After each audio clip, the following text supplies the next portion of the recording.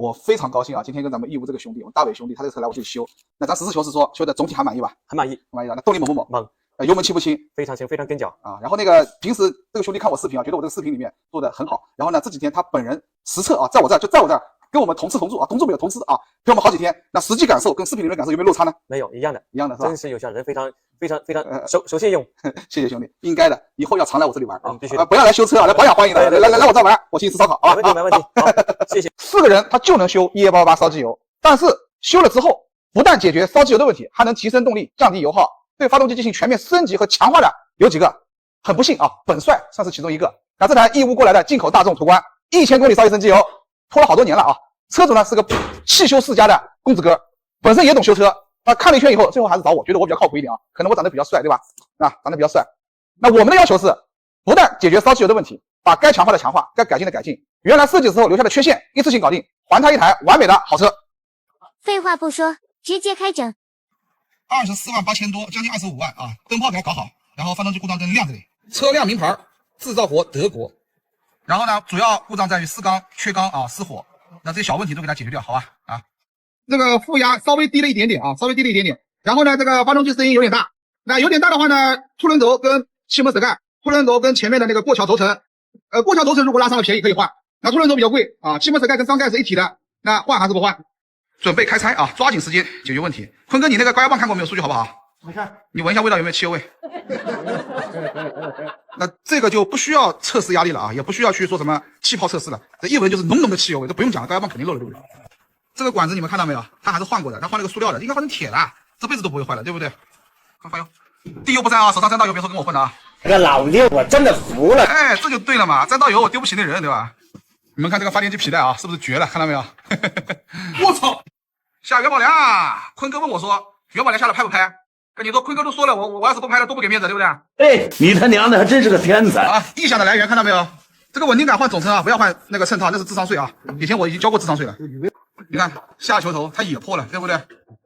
这个刹车盘，我靠，这个刀口磨得这么深了，也不用去光了，再光就没了啊！车床车一道就没了，连盘带片一起换嘛。这个水道里面的情况那就可想而知了，对不对？所以说这种水箱啊，能不能保得住我就不知道了啊。这个呢，就是放出来的变速箱油啊，黑不黑？黑不黑？你们说黑不黑？要不要换？对，马哥说还有点坏，你看这个这样子啊，是不是你拔断的啊？没错，以后就断了，黑碰就断了是吧？这个不怪你啊，这个是老化掉了，本身也漏了，看到没有？红红的都是漏的防冻液啊。好，这个皮带轮它也是绝了，你看这塑料都已经磨出深沟了，看到没有？这么深的沟都磨出来了。然后呢，它那个螺丝没有上的地方在哪？看到没有？这儿没上，对吧？然后底下这儿没上，对吧？那它为什么螺丝不上呢？因为早期的那个板本来就少几个螺丝的，它换过链条以后呢，换了新的板，螺丝不够用了，所以它就选择性的有几个没上。这个空调压缩机的这个轮也废了，看到没有？它也破了，用没关系啊，这不换了啊。如果这轮子坏的严重，那就把这个轮换一下。拔了看，我打赌里面有油啊。这个东西不用打赌的，设计就有缺陷了，现在都改进了。线你要给它修一下这个线，到时候出问题很麻烦的。这轮子也废了，咬死了，对不对？靠，你还用这么长的加力杆，胡师傅你不行啊！我要给你补一补。下进气歧管啊，然后下之前呢，建议进口车啊，把这个橘黄色的都给我换掉。就是只是我换它以后坏的概率很大，我手上换了好多个了，跟你说真的，换成国产的就不容易换。拿掉进气歧管，当时我就震惊了。这里面哇，这节胎我操！坤哥，你这里面不要用那个化学物品洗，你最多就刀片刮一下啊。这里就不用说了，都已经对吧？都已经包浆了，结痂了，对不对？下涡轮，呀，等一下，这个进口的，你看它出厂的时候就给它带好这个卡子了，说明它进口的考虑还是周全一点的，对不对？发动机里面还是挺干净的啊，链条还是他自己当时换过的啊。但是既然拆也拆了，那还是反正链条也不值多少钱，就直接换掉，因为你下次再拆的话要换要再拆一遍，对不对？这里面啊，看到没有？这防冻液，某种意义上来说，防冻液比机油更重要，看到没有？都是水垢，你这种车是吧？你水温不高都是你运气，不烧机油才怪了。打开，我们打个赌啊，肯定拉掉了。你看拉得很严重啊，拉得很严重啊。我现在有一个设想啊，我真不行，我以后万一有换下来的缸盖，然后我拿去激光熔复修复掉以后，家里备一个，然后有拉掉的以旧换新，然后那个旧的再拿去修复掉，这样的话呢循环起来，给客户省钱，然后呢又解决这个咔啦咔啦的异响。然后呢，你看这半边啊，缸盖这半边基本上没事，看到没有？基本上没怎么拉伤，拉伤的都是瓦盖那一边。顶筒也有坏的，对不对？换几个换几个。然后那个摇臂楼上有没有摇臂？找一下，像这种有点拉硬的，最好是给它换掉。来，好，可以了。翻过来看背面，这里面的水垢到时候给它除一下啊，然后看一下这个缸面没烂掉。如果缸面烂掉的话，磨一下撸一下，然后上钢垫胶啊。燃油添加剂啊，这个车绝对是在用的，看到没有？但是呢，它烧机油太猛了，积碳产生的速度比它燃油添加剂消除的速度要快。但是呢，经过我们维修之后，你坚持使用燃油添加剂，基本上缸内就不会有什么积碳。坤哥还是挺猛的啊，轻轻一扯就把它扯开了，牛逼！但是坤哥至今还单身，还没女朋友啊，你们要注意了啊，同志们。要定一下啊！我早就都订过来了，还用你讲？开玩笑。这个是1代888啊，这是1代的。进口的跟国产的还是有区别的啊，中国人想的比较细一点。你看它大瓦盖上1、2、3、4都没了，国产的上面都有1、2、3、4，所以也不是什么东西都是进口的好，对不对？来看一下瓦拉掉没有啊？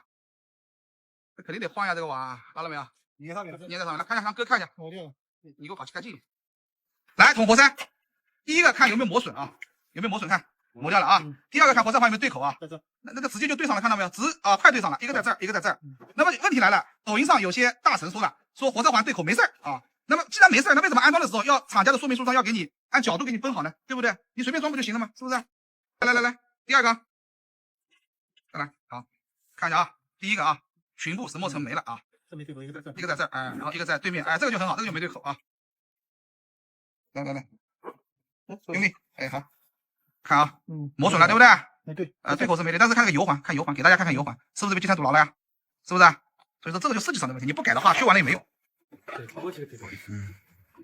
这个也没对，这个没对，只有一缸接近对口啊，但是这个活塞必须得换掉。那很多人说了，说有些修理厂这个标准是不换的，在我这里这个标准就得换啊，不要说什么境内原厂想偷工减料就直说啊，我这里的话实事求是，换了就给你换掉。我们胡师傅已经把缸盖封解掉了，那么这个时候拆下来的这个气门油封口子都已经磨得非常大了，硬邦邦的。然后呢，我们重点说一下啊，我们胡师傅他不是单身狗啊。你别笑。然后呢，大家看一下这个积碳啊，这个积碳是不是啊？不但有积碳，你看连排气这边都是油乎乎的，那说明什么问题啊？说明气门导管肯定已经磨得很大了。那量都不用量了吗？对不对？这还用量吗？是不是？这不需要量了已经，对不对？好，咱进气看一下，量都不用量了，对不对？都这么晃了，还量个毛啊？可以。这个气门杆子-2丝的-2丝啊，那用大孔的。排气的测一下排气的，排气会小一点啊，排气我估计是-4丝、-3丝。-4个丝、-4丝半啊，-4丝半，可以。16根导管全部换掉，我排气给你写好排气了啊，那就抓紧时间，兄弟啊，拜托你了啊。哎，你他娘的还真是个天才！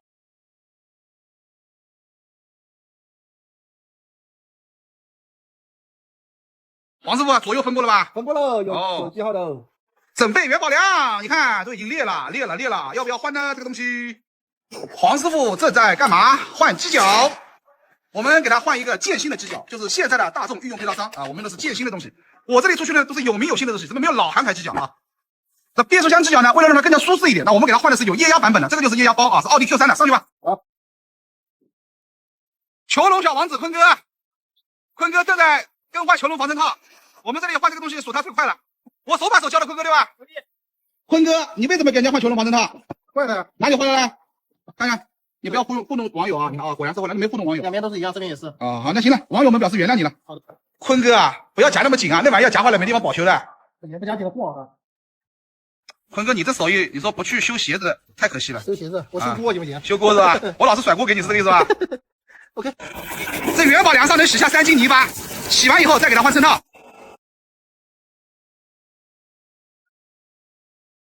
粗暴的男人。哎呦，黄师傅，你正在换暖风水管呀？对啊。你倒是聪明的啊，趁现在发动机不在，你好换是吧？对啊，怎么样方便怎么来。哎呀，这水箱啥情况啊，同志们？这里面全是水垢啊！你说你不烧机油，谁烧机油呢？那我们给他换一个国产途观负2的水泵，这个负2呢就是国产的奥迪、国产的大众御用配套商。现在换水箱是真好换，对吧，黄师傅？横的换、竖的换，随你换，对不对？想怎么换怎么换。对，平时啊防冻液用好一点，如果少了不要掺水，知道吧？不然这个水箱可以不换的，对不对？又浪费钱了，你看。完美安装元宝梁衬套啊，又可以坚持10几年了，对不对？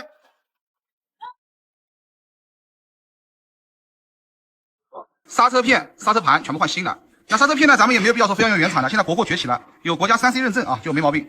衬套、铝座、稳定杆、衬套，对吧？全部换新的。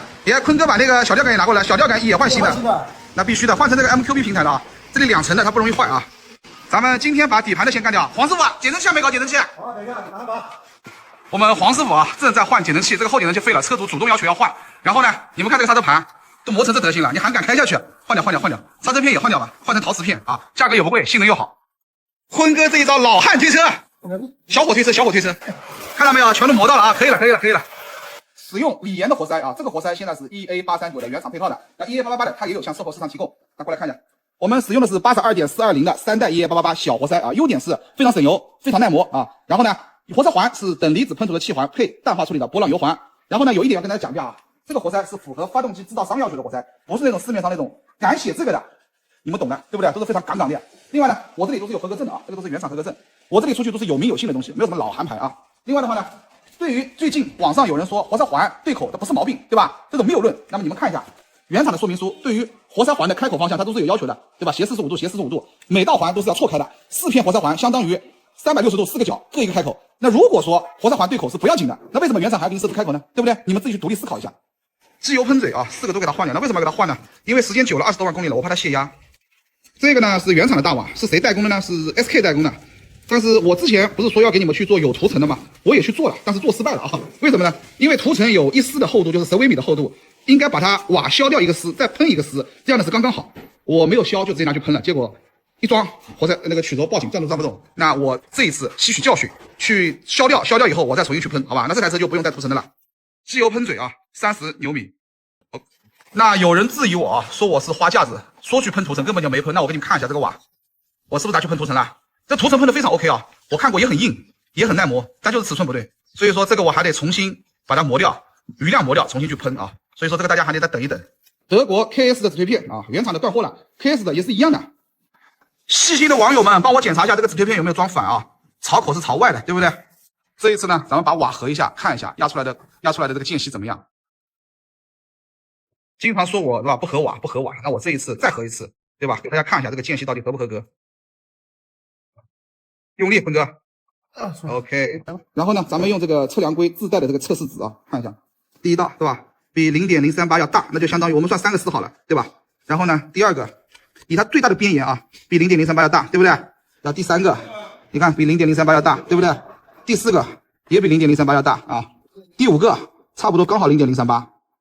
大瓦螺丝啊，头尾2道螺丝换新的，你不换也不一定闯祸，但是万一头尾螺丝断了就麻烦了。那为什么会断呢？这个地方是空的，设计的时候就这样，中间都带辅助螺丝的，这个是设计问题啊，这个锅我不背啊。大瓦螺丝60牛米加90度，准备安装活塞。那我们小瓦呢，用的是带涂层的小瓦，3代 EA888 的瓦。现在5代的黑色的，我想搞一副过来，是不是摩擦力更小，开起来更爽？好，那个密封在里面。好，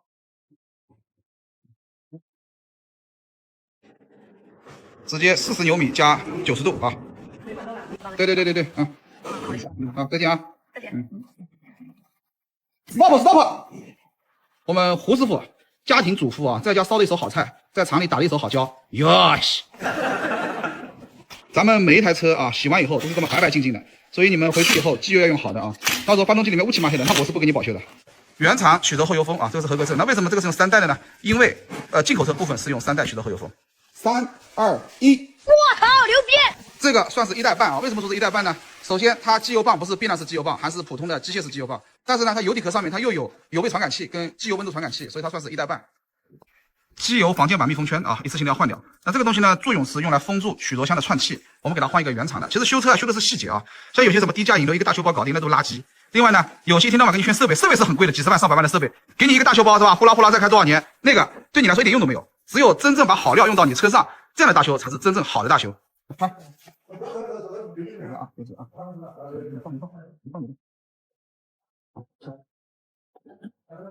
平衡轴护套废了，咱们给它换一个上汽大众的。要温柔插入啊，我们胡师傅是温柔的男人，是要温柔的插入这个平衡轴啊，不要想歪。不行啊，胡师傅。大货车黄铜补盖完美。平衡轴油封啊，水泵皮带都是原厂件。那为什么有人大修便宜，有人大修贵呢？用的东西不一样，那自然价格也不一样，对不对？全新的皮带啊，再站个2、3万公里应该没问题吧？我想想，对吧？现在来回答大家最关心的问题啊，这车有没有弹缸啊？有没有弹缸？保留原厂网纹，只要是没有拉缸、没有严重的缺陷，我们是绝对不弹缸的。弹缸仔该做的时候会做弹缸仔，但是一般情况下我也不愿意做弹缸仔。使用进口heir的气门油封啊，比国产符文的更加耐磨耐用。然后呢，装油封之前要带套啊，出来混一定要带套，大家记住啊，一定要带套。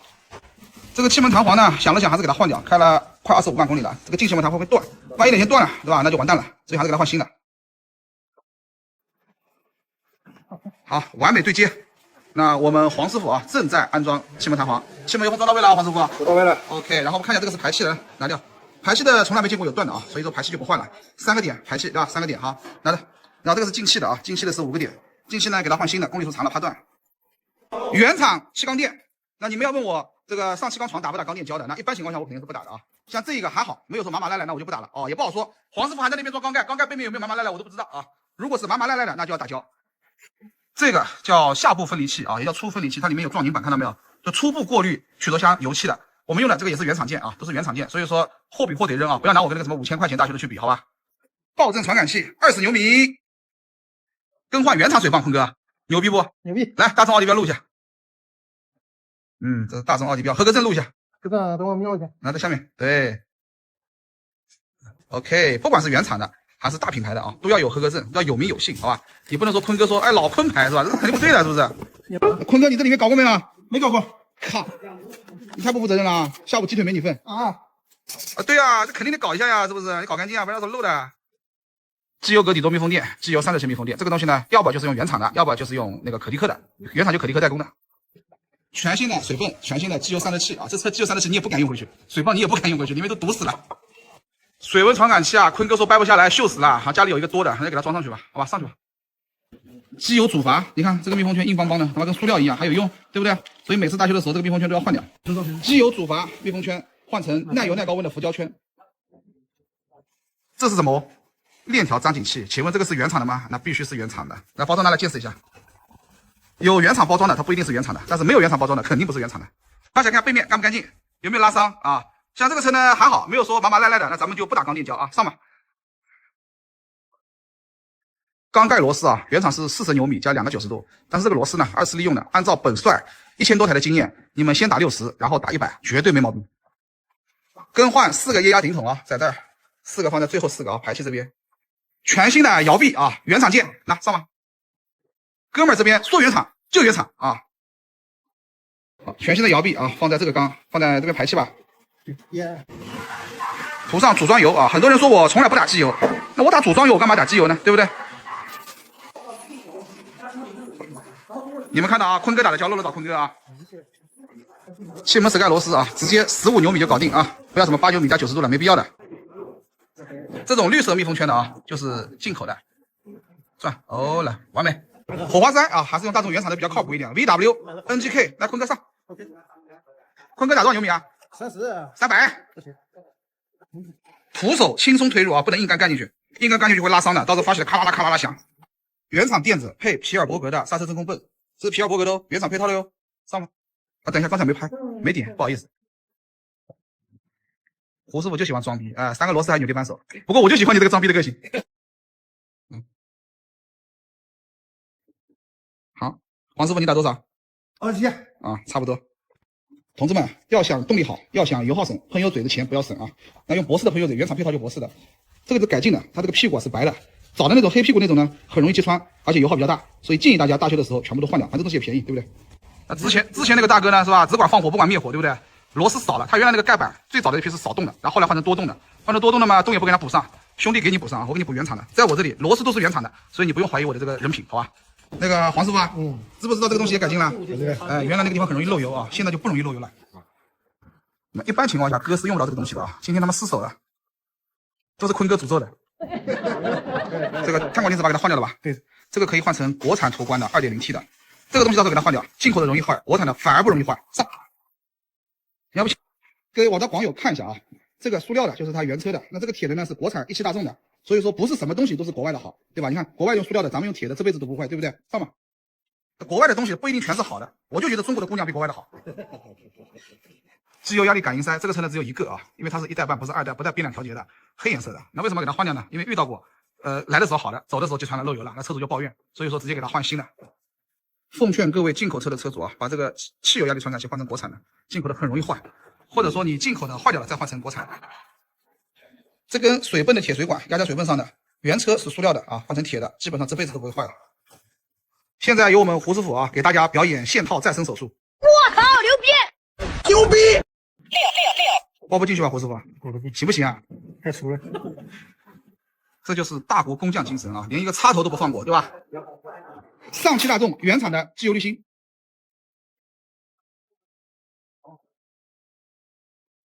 我们黄师傅啊是涡轮老王子，涡轮小王子，哎，小王子是坤哥啊。3个铁管子啊，第3样，这个双胞胎水管，它是2根的，它是主要接什么地方呢？主要是接这个辅助水管的。那这个大哥呢，之前是换过的，给他换的又是个塑料的。反正你改进了啥？你告诉我，你有进步吗？有意义吗？对不对？更换全新的高压泵，那为什么要换呢？因为它漏了。那用什么货呢？可以用博士的啊，原厂代工的，原厂的太贵了，带标带码的太贵了。我给你们选的都是最优解。漏吗？漏。这个插头里面都有是吧？就有。那就换掉。咱更换一个皮尔伯格的涡轮断路阀，这个皮尔伯格呢就是原厂配套的，看一下啊，合格证都在这儿。OK， 好了，拿走吧。那放在 4S 店肯定是让你花8.7首程，对不对？咱们这儿给你换轮子，对吧？又省下好多钱，有缓冲了吧？EA888的机油口容易漏油啊，解决办法就是换一个加厚的密封垫，原厂设计的太薄了，封不住，那用个 GTS 的就绝对可以解决这个问题。这个破皮的线非常危险啊，如果大牢的话那就短路，对吧？轻则烧电脑板，重则引起火灾，是不是？完美，牛逼！胡师傅，你在干嘛？涂润滑质，涂润滑质，为什么要涂呢？绝缘，为什么绝缘呢？防粘连。哟西，很绝妙。你看，这个就是中国修理工的态度。我说的不是所有修理工，大家不要攻击我，我只说部分修理工给我们丢脸的那种。你看，插头坏了打胶，有这么干的吗？对不对？8天兄弟都瞧不起你。只要它连接好就 OK， 不要有缺点就好了。让我看一下3月修发在不在啊？兄弟还在，没给掏掉啊？上吧。你别笑。咱们该省的要省啊，该换的要换。这个轮子单独给它换一个，张紧期就不换了，给它省点钱。但是这个皮带呢，必须是用原厂件啊，这个是17大众的原厂皮带。大哥被你震出来了，来，原厂皮带啊，6PK1117。发动机总装完毕，这是一台无懈可击的发动机啊，该改进的改进，该强化的强化。5000块钱的大修是绝对做不到的啊，你们想都不要想。发动机进去喽。这2天都跟进口大众杠上了啊！今天晚上回永康，明天再装一台进口大众途观。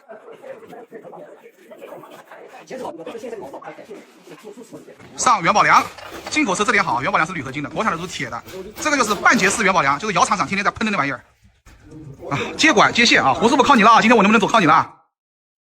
没事，坤哥我不拍你啊！那全国的女粉丝都翘首以盼。加油，坤哥！哦，可以了！哎呀，我去，牛逼！等一下晚上多吃一点。哦耶！坤哥在干嘛？坤哥在换暖风水箱，那为什么要换呢？里面都是黄泥巴，对不对？那为什么是坤哥换，不是胡师傅来换呢？因为胡师傅最近要生猴子，要给他留点体力。坤哥反正是单身狗，留不留体力无所谓的。谢谢喽。这说句实话啊，换暖风水箱这种活，不要以为我们想接，没办法，对你负责任才给你换。这种活跟你说要半条命的。哦好，终于被坤哥捞出来了。那这里面啊，大家看一看为什么要换哈？如果你不换这个东西，你外面换掉了，里面还这么黄的里面，那么你到时候水循环打开以后，这里面的水锈又到外面去了，又把机油散热器堵掉了，那算谁的呢？对不对？这个呢是全新的暖风水箱啊，我们用的是富奥的，富奥的水箱是国产大众配套的，其实也是一样的啊。国产大众就是大众中国工厂，不要说觉得大众中国工厂的就不如大众德国工厂的，对不对？我们要爱国啊，不能够崇洋媚外。有道理。像我们坤哥还是非常细心的啊，边上的密封条给它粘上，这样的话呢，暖风就不会漏掉。这台修的这么完美的车子啊，给它机油当然用好的了，对不对？不然就白瞎了，是不是？那我们用的机油是什么机油呢？我们用的是德联的超级全合成啊，真正意义上的全合成机油，还有大量的 PAO 来上吧。好车配好油啊，机油用的差，再好的发动机都不行，对不对？平时加机油啊，放干净或者抽干净，那抽的时候你确保管子插到底，因为EA888这个管子插下去，它下面有个打弯的地方，很多人都没插到底，所以机油抽出来抽的不干净。如果没有把握的，那就拿来放，不要拿来抽。反正不管你是放还是抽，只要搞干净，机油加5升啊，加4.5升直到机油始终线，5升机油始上线。那发动机出装加6升，因为里面是空的。哎，其实不瞒大家啊，我之前台奥迪 Q5，我早就想大修了，那不烧机油啊，气死我了！我老婆都警告我了，说如果你真烧机油了，那你给广大网友们做一期节目，对吧？如果你不烧机油，想要拆它，强行把它给拆了，回家老娘削你。没事，习惯了。坤哥，暖风水箱是不是很难装？我已经连搞3个这样的水箱了。你是不是想骂我？我已经绝望了。你做的对。加注德联防冻液。还是挺黑的。有脏了啊！很黑了，有点可能也特别脏啊！看一下磁铁。这玩意他妈的看了晚饭都吃不下。不过坤哥心理素质好，没事。都是铁木头的。坤哥洗的老带劲了。好，我们给它清洗干净。油底壳清洁完毕，包括磁铁都给它清理干净，然后换上马勒的密封垫，接下来换滤芯。这套是我自创的自我循环大法，我称之为自我极意功。孙悟空和贝吉塔都是跟我学的，原理就是利用变速箱油泵的吸力，把新的变速箱油吸进去，然后把旧的油顶出来，这样就可以把油换彻底。看看洗下来的油啊，非常飞啊！坤哥想着什么时候给他的小途观也来这么一套，不过心里很心疼钱的。好吸我！直到出来的油颜色都变得鲜红，让它留一会儿。这样换油你们是不是觉得很奢侈？但是效果是真的好。换下来一池子脏油，然后把变速箱油底壳装回去。德林的6速8速变速箱油，加注变速箱油。做完这些之后，马上就可以试车了，车子肯定猛，想想都兴奋。我们陪同车主大哥一起试车啊，我坐在后座排，我也享受一下老板椅的地位，对吧？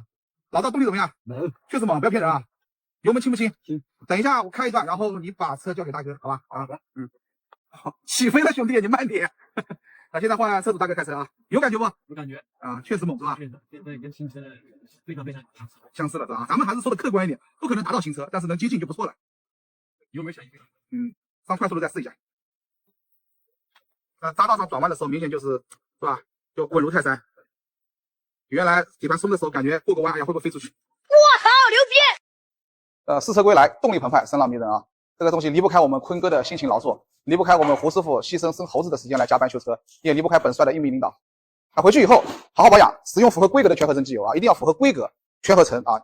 符合规格就是 A3B4 的或者 C3 的540或者040的机油。你不能说拿日系车的机油来给他用，虽然说你拿日系车的全合成机油也是好油，但是它不合适，对不对？定期使用燃油添加剂，做到这些之后，你的车将原力烧机油。好了，这一期就到这里，点加关注，爱猜熊猫，修烧机油不迷路。哦，对了，再补充一下啊，修车不要看场地大不大，不要看设备好不好，关键是看人靠不靠谱，配件用的好不好啊，就这么说，你们都懂的啊。完美交车，全宇宙啊，唯一解决大众111发动机火花塞孔漏油的问题。今天呢，又来一个大哥，南京的啊，南京过来的大哥，中午到的，现在我们加班在搞，希望今天晚上能给搞定。那按照我这个方法呢，是可以100%解决这个问题。你按原厂的换个密封圈，过几年它继续漏，是不是？他这个车每隔2000公里自己就要把那个里面的油抽出来，不然的话就满上来，满到外面来了，也是没办法。所以说今天过来一次性解决问题。南京车友的小菠萝啊，这次来搞火花塞孔漏油的问题。6月份我要去南京培训，缘分呐。1.6的机器啊，这个呢是我大学班主任的车子，今天是菠萝开会啊，对吧？实表公里数啊，94779，快10万了。说一遍，我自己是2000公里清理一下油污啊，要不然就怕它灭掉，淹掉啊，没事，一次性解决啊。我自己反正也是半个手一样的。你已经是高手了。这个东西呢，来之前应该是洗过了啊，洗过一次了吧？又开始有了。2000公里洗一次吧。2000公里洗一次。但是2500公里左右，你看油都跑到上面来了。正常都有。放掉机油，一般来搞这个东西啊，就最好是换油的时候一起过来啊。刚好。对。300公里到期了。对呀，所以说不浪费，是不是？我回来先要清洗一下，然后这个发动机里面就很干净啊，机油滤芯拿掉，看这里就知道了。保养的好，必须要标压。来开盖，干不干净啊？这我用过2年，应该更干净。怎么说呢？有点脏啊，有点脏。它长期停放。对。它原来的车应该更干净一点。对，这个车也是车主2手买过来的。那下面呢，可能原来的女车主没那么爱惜。长期停放。对，但是这个大哥用了以后呢，越来越干净，越来越干净。开盖，干不干净啊？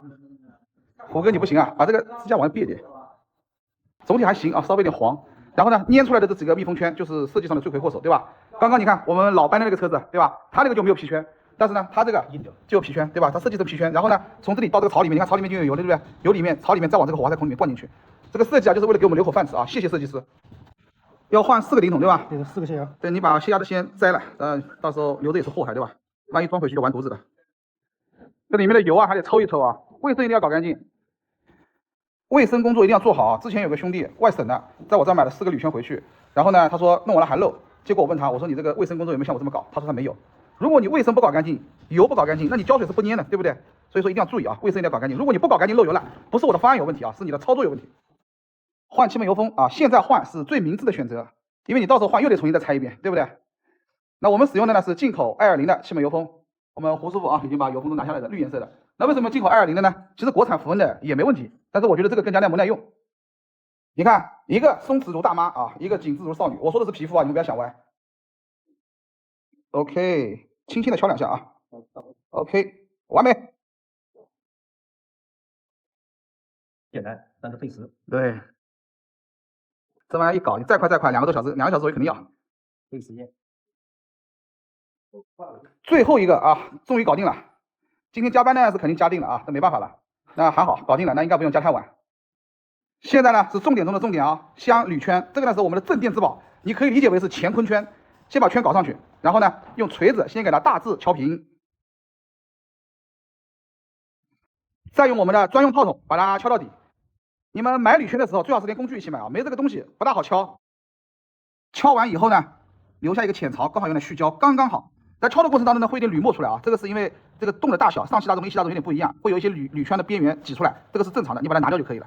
液压顶筒坏几个换几个，那咱们给它用舍弗勒伊纳的液压顶筒，大众、奥迪、奔驰、宝马原厂都是他做的。套水循环都换过，你就不怕新的全部都放一缸啊！打胶啊，一定要打漂亮。我个人怀疑胡师傅当年在洗脚城当足浴男技师，天天伺候富婆。为什么呢？你看他那个圈打的特别圆，他如果说给富婆修脚指甲没修圆，估计得挨揍。打的漂亮，大哥打的漂亮不？绝对的，绝对的啊！拖轮轴瓦架呢，上面薄薄的抹上一层胶水，维修手册上就是这么写的。下盖儿，胡师傅紧一个，我给他画一个，来，我画，马屁拍一下，来继续，这样就不用忘掉啊，一律15牛米拧紧，趁机把链条换掉啊，因为现在换好换，你下次要再想换又得拆一遍，用的是伊纳舍弗勒的，曾经是它原厂配套的，你不要以为曾经配套的就不好，最早配套的才是最好的最贵的，后期改了配套商，厂家是为了降成本。有一圈胶圈挤出来啊，就表示填满了没毛病了，那等一下把这个抹一下吧，有的人喜欢留的好看，有的人喜欢它抹平，对 ，OK。50牛米加90度啊，刚刚已经50牛米预警过了，现在呢划线对牢，就刚好是90度，还差一点点啊，坤哥不行了，用力，好看一下，还差一点，再来一些，还差一点，可以，完美，盘一圈啊，看一下证实对不对，不要太相信自己，必须要相信工具，工具轻松合上，严丝合缝，完美，证实没毛病 ，OK， 上链条边盖。两边胶都打好了啊，卡住了下面 ，OK， 点火线圈洗干净啊，涂上活水膏，黄师傅来，点火线拿过来，给大家看一下有没有洗干净，洗干净啊，里面活水膏对吧？必须涂好，咱们做事情必须要讲究啊，不能将就。把油底壳里面的脏油洗下来的东西给它收下来，给它拖干净啊。使用专用工具啊，把曲轴前油封压到位是吧？你们是不是说我做这个专用工具就是为了让你们规范操作，然后抓你们现行扣你们工资啊？使用真正的全合成机油，那我们给它用的什么机油呢？德联的 0W40 的全合成机油，还有大量的 PAO， 不是那种88、99、168、198的，加注真正的全合成机油。好的机油倒出来呢，流动性非常的好，它那个油柱看到没有，波光粼粼的，是不是？差的机油是没这种感觉的。以前我们说假机油其实是不对的，这个世界上没有假机油，都是机油，它都是真的，只是说那种是什么劣质机油。准备启动。刚打着，油还没上来啊，声音比较小。这把发动机油上的比较慢，好，油上来就没声音了。对，这个车呢已经搞定了啊，大哥跟我们一起全程陪同，晚饭一起吃嘞。谢谢，我另外有约了。有约了。那总体感觉还满意吧，大哥？非常满意，非常谢谢。然后呢，跑步就不能跑这么远了，单独考虑。那个咱们视频里面说的天花乱坠的，现场的感受跟视频里没有落差吧？一样啊，谢谢大哥，真实的。那回去以后好好保养。那这个大哥不用我说了，肯定好好保养，老爱车了，跟你说啊，做到这些之后，这个车转20万公里绝对没毛病啊，必须的。